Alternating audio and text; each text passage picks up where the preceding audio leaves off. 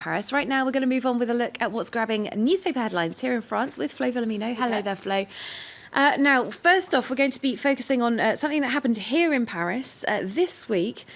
Paris, no stranger to demonstrations, of course, but this was a spontaneous demonstration by the police. It's quite unusual. That's right. This was on Monday night on the Champs-Élysées of all places, so right in the heart of Paris. It's getting a lot of attention in Le Figaro today on their front page. They're talking about a wind of anger that's blowing through the police. These were hundreds of police officers staging this spontaneous protests to voice their malaise. Now, what are they upset about? Well, they're upset about a perceived rise in violence against them and an inadequate response from the justice system and the government, and they're angry about inaction coming from their own hierarchy. Now, it must be said, though, this demonstration actually went against direct orders from their hierarchy. Very unusual indeed. And this comes not very long after a police officer was incredibly seriously injured. He was set upon with some of his colleagues as well by young people in a Paris suburb. They set the vehicle on fire. That's right. That ambush was the straw that broke the camel's back, according to Le Figaro in its editorial. Now, it takes this opportunity to lash out against insecurity in general. You can see they're talking about insecurity from one election to another.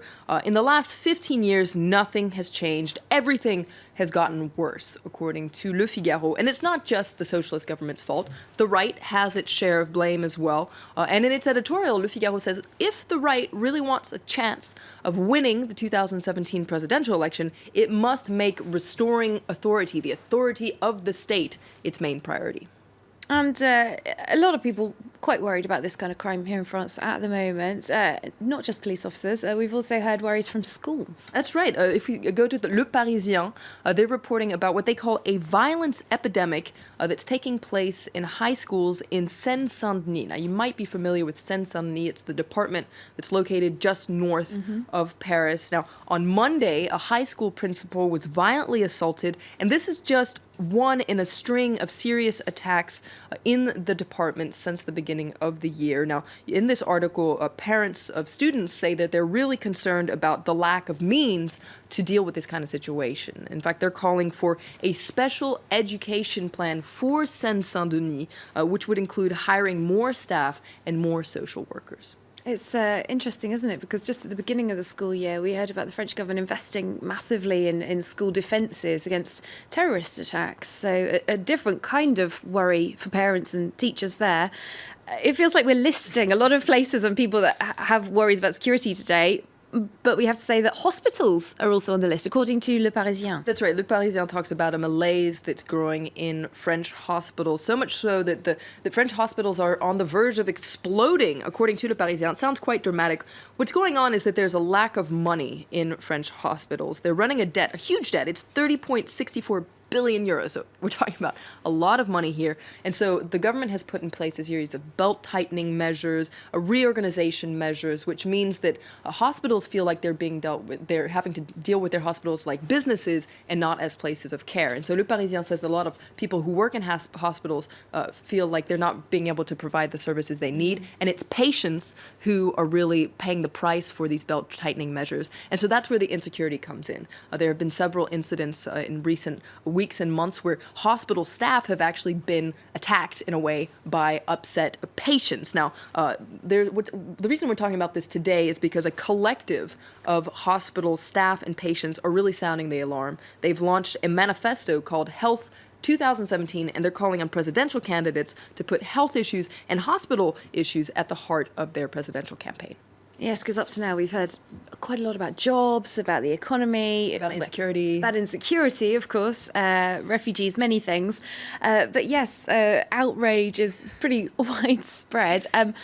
We've got another newspaper that's bringing up an issue that has kind of a funny name, but it's not really a funny issue, is it? They're talking about boss snapping in l'Humanité. One particular incidence of this. Do tell us more. That's right. Now, this was back in 2014. You might remember this. It made a lot of attention here in France, abroad as well, because these kind of boss snapping incidents, have became quite frequent in the wake of the financial crisis. And this was employees basically taking their bosses kind of hostage. That's right. They kept them for several hours in their offices. That's right. These were two managers from Goodyear that were held hostage back in 2014.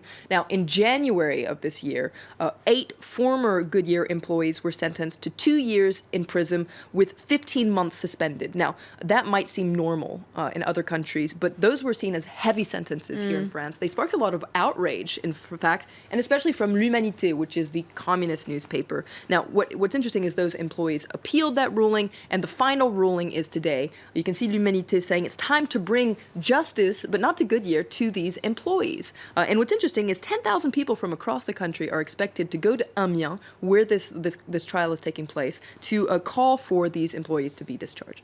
All right, Flo, we haven't got very much time. We like to end on a lighter story. Unfortunately, there isn't much lightness around in the papers today. A lot of French papers are talking about a very serious issue indeed.